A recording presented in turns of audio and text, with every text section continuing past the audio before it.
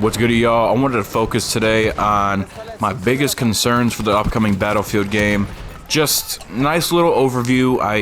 In the previous video of me talking about the teaser, I gave my concerns, like very basic little, things I listed off, and really want to get more in depth with what I think is, my most important thing for them to get right, and then we'll go from there.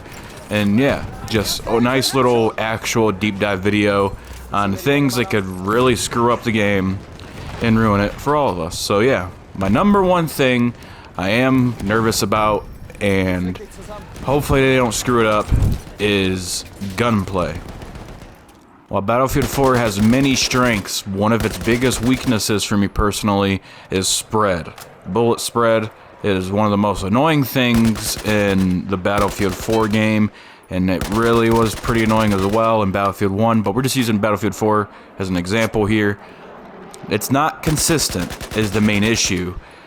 Overall, it's not too bad in this clip. You can see I get the far targets pretty quickly, but you can see, and I'll, show some zooms, and hopefully it's not too bad, but the bullet spread can become pretty annoying when you're just directly on a target, and then, you're not getting hits because the game decided, no, that was not a hit. And towards the end, you can really see it there, and it's just not a fun time. Please, for the love of God, don't do this. They haven't done it in a while. Battlefield 5 did gunplay pretty fucking great, and I'll show you how. And before we jump in, just a quick look at just how inconsistent this bullet spread is in the Battlefield 4, and just not a fan. Would much prefer my bullet goes where I'm aiming, just do the recoil pattern. Battlefield 5 did it very good, but yeah, you can see what I'm talking about here.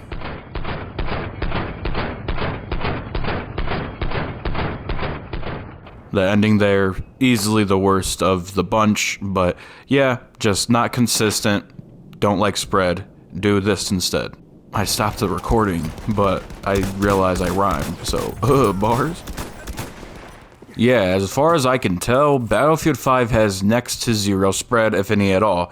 A really handy feature that helps me even demonstrate even more is you can track the bullet drop. The bullets just go where you're aiming. This is definitely the way to go. I don't understand why you would never do this again. This was so great.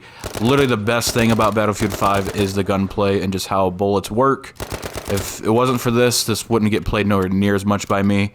But yeah, the gunplay is so good in Battlefield 5. Just copy this formula and then just do recoil patterns, and you can really master a gun. Would much prefer that. Please do this now.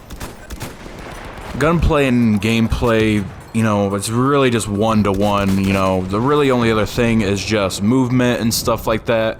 And honestly, from the trailer, I keep calling it a trailer. It was a teaser at most, nothing really there besides that 10 seconds. But from what we can tell from that, it was very limited looking movement. Obviously, we don't know if there's a slide, a dive, or, all the other kind of movements. Most importantly, doesn't look like a super sprint thing from Modern Warfare, and thank God. That was a big thing I hate about 2042, was how fast that game is. Go back to the nice weighted movement like you see here, stuff like that. And that really, it goes hand in hand with gunplay. It's like just overall gameplay as a whole, but, gunplay is just, to me, it is literally the most important thing you can do in terms of a Battlefield game, or just any first-person shooter, really. If your guns are shit and feels like shit to play, I don't play it. That's why I stopped playing 2042 very early on, when the gunplay was one of the worst in the franchise's history with the spread. And they changed it, and they fucking fixed it finally, but I literally just would not play because it was that bad. Everything else, well, obviously there was a lot more wrong with 2042, but that was a big contributor to why I stopped playing. Another thing they can really mess up here, or just we don't know what they're going to do. Another big concern for me is class balancing. Now, class balancing, my main thing is how are we going to do the classes? I would like a more return to form with Battlefield 6, as we're gonna call it for now. Go back to Battlefield 3/4, Assault being medic, Engineer, obviously is Engineer, Support, and Recon. Now, the main thing here is, how are you gonna do the guns and divvy up everything? Yeah, let's get into that. Honestly, the classes haven't really been that much of an issue to me, only since Battlefield 5 and 2042. Obviously, 2042 being the worst of the series, where classes didn't even come back until well into the game's life cycle. But Battlefield 5, it really, to me, was like a big damaging to the class balance. Medic just felt so weak, and then Assault just having both the best primaries as well as the best ways to, dispatch vehicles. Medic, you just felt so weak. LMGs and MMGs, it was just a weird class balance, and like we said, 2042's was just abysmal, obviously, with the specialist, and then once even the class is returning, it didn't really fix much. I did like the idea that all classes have a universal item, or, you always have a defibrillator as a medic and stuff like that. That kind of, was okay. I wouldn't mind that, again, honestly. Giving Assault defibrillators, Engineer repair tool, Support. That could really be, I guess, ammo, and then Recon a spawn beacon. I think that's a great way just to make sure that at least in some way those classes have a utility item to fit the role they're supposed to. Alright, the next thing I want to talk about here is maps. So maps obviously are a very big role in a online shooter experience like these games, in Call of Duty and stuff. If the maps are just not fun to play, the balance is off, stuff like that, it's not a fun time. 2042 is a great example of this. 2042 easily had the worst map design in the franchise's history. I would argue hugely part to the fact of, one, they had to do the tornado stuff because they just wanted to try that to kind of tech out, obviously, and, it's a great advertiser piece. You can't really do destruction if that was going on. Mind-boggling decision, but hey, they learned from it at least. Bringing back destruction, obviously, from that gameplay teaser alone, we can see they thankfully seeing the huge important pillar that destruction is. But anyway, maps themselves. And the other part is the 128 players. Honestly, that was the one bright side at the end of the tunnel with 2042 was when they were making the 64 player count versions of the map and updating the maps. I would say they were greatly improved compared to what they were before. And I think it was all because of they had to accommodate 128 players. And yeah, them focusing down to 64 players, I kind of have a lot more faith in them now. That's why it's like kind of down on the list for me. Map design is very important in a multiplayer, shooter scenario. You can't just, not have good map design. I know you'd argue it's more important than, let's say, the gunplay and class design or, class balance, whatever, but I don't know. They're all pretty high up on the list, but I have more faith in that than I'm just scared of what they're going to do with the first two things. Next thing, vehicles. Now, vehicles obviously are a very big staple of the franchise, and honestly, I think they have just overstayed their welcome. I don't want to say it like that. That sounds like I don't want them at all, but no, I obviously want them in the game. They make the game a thing. My thing is that they're very strong. Let me go over this more. Battlefield 5, Battlefield 1, and 2042. I feel like the vehicles were never stronger in the series. Battlefield 1, though, I think balanced it pretty well. They were definitely stronger in Battlefield 1 than, let's say, Battlefield 3/4. But it made sense, and they weren't as strong as, let's say, Battlefield 5 and Battlefield 2042. Battlefield 5, everything seemed so tough, and you didn't have ammo, which is the same thing in 2042. For some reason, they never supplied you with enough stuff. You had to always find more of whatever explosives you had on yourself.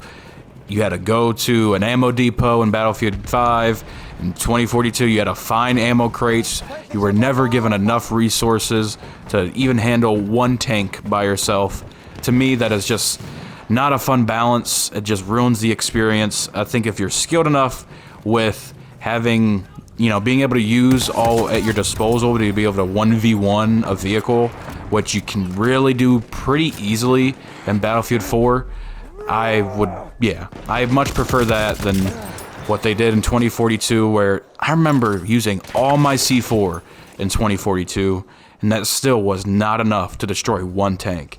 That should never be the case. If I can get the jump on a tank with 3 things of C4, I should be rewarded the kill there.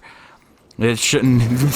He shouldn't be able to be like, oh, thanks. That, you know, I'm pretty hurt bad, but you're still dead. That is not, to me, the way you should have that designed. So yeah, that's just, you know, a little concerned, but we'll just have to see how it plays out.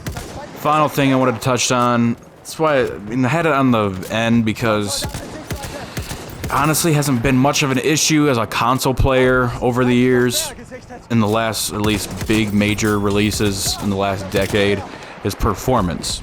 Now, performance for PC players, from what I understand, is a lot worse at launches than it is for console players.